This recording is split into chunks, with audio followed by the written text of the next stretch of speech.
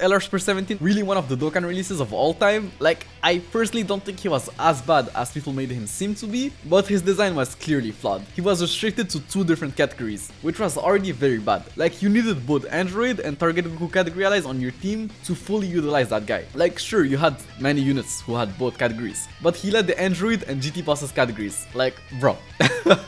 What is GT bosses even doing here? Like, he was a unit that you once run with Target Goku category allies, and GT bosses was a terrible category that needed so many buffs at a time, and that's the buff they gave it, a unit you couldn't even properly use on that team. Then for some weird reason, they didn't even give him big bad bosses, the same way they shafted his AGL Dokkan Fest counterpart, by the way, and gave him Fused Fighter instead, a link you legit never proc on his teams. And also, why did he have a 50% chance of getting Q and getting hit? Like, why not just make it guaranteed? Why did it have to be like a high chance? Like, it's not like it was going to be too OP or anything, like generally just weird, questionable design choices. But I think that his biggest problem, and the reason why people were so disappointed with him, is that he was the first GT bosses unit we had gotten in a long time, but didn't help that absolute garbage category due to how they designed him. So that was actually the biggest problem. Like, he had to be good, bro. He had to be good for the sake of that category.